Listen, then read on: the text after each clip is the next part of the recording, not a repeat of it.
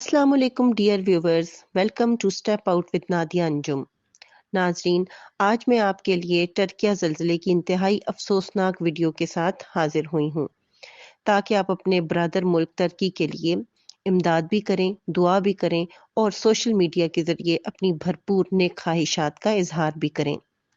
नाजरीन, सोमवार के दिन टर्की और शाम में 7.8 मैग्नीट्यूड का एक बहुत बड़ा ज़लज़ला आया और फिर इसी दिन शाम को 4 बजे दोबारा इसी शिद्दत के ज़लज़ले के झटके ने पिछले कई डेकेड्स के रिकॉर्ड्स तोड़ डाले। ये कहा जाता है कि ये तकरीबन 80 साल से भी ज्यादा अरसे के तमाम रिकॉर्ड्स को तोड़ दिया। टर्की और शाम के बेशुमार शहरों को तबाह बर्बाद किया, हजारों की तादाद में मुसलमान शहीद हुए और टर्की और शाम के ज़लज़ले में अब तक तकरीबन 38,000 से ज्यादा लोग शहीद और 2 करोड़ 44 लाख से ज्यादा लोग मुतासिर हुए हैं।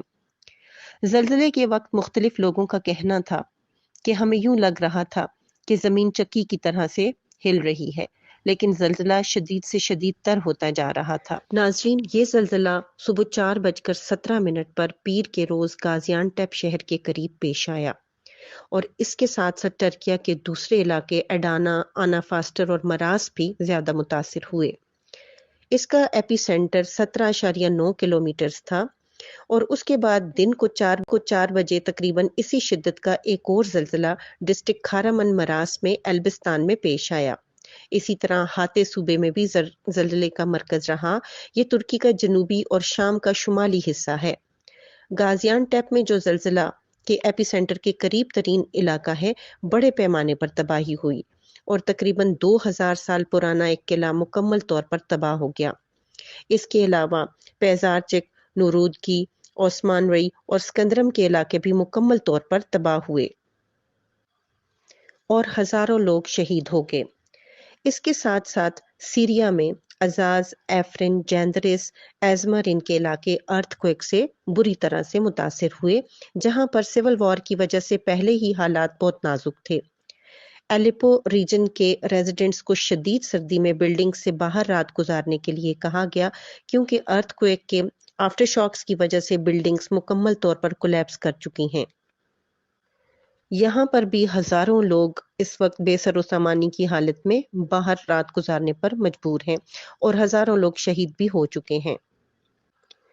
तुर्की का एक और सूबा मलाटिया जो एपिसेंटर के नजदीक है, उसमें सैकड़ों बिल्डिंग्स कोलैप्स कर चुकी हैं और एक मस्जिद जो बहुत पुरानी मस्जिद थी, यानी मस्जिद, वो भी मुकम्मल तौर पर शहीद हो चुकी है।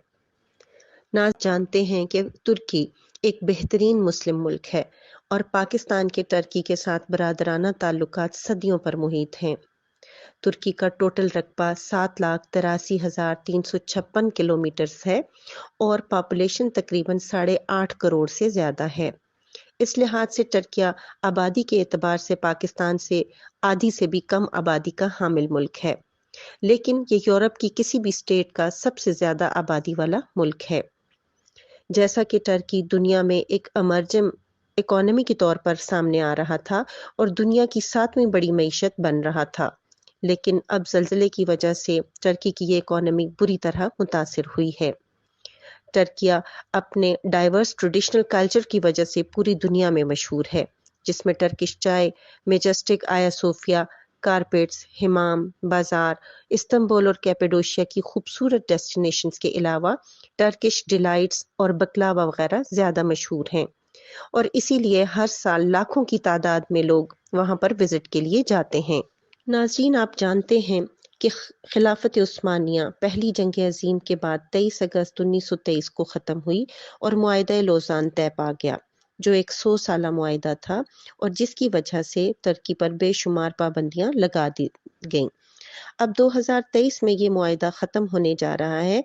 इस मुआहिदे की रूह से टर्किया बहुत सी पाबंदियों से आज़ाद हो जाएगा और मुआहिदा टर्की के बॉर्डर्स और बाउंड्रीज, जिनकी रूह से टर्की अपने अरब प्रोविंसेस, साइप्रस की पोजेशन और इटालियन एरियाज को क्लेम नहीं कर सकता था, और इस ट्रीटी में कुछ सीक्रेट आर्टिकल्स भी रखे गए थे, जिसकी वजह से टर्की अपने माइनिंग सोर्सेज, जिसमें बोरोन और पेट्रोलियम शामिल है, इनको क्लेम नहीं कर सकता था।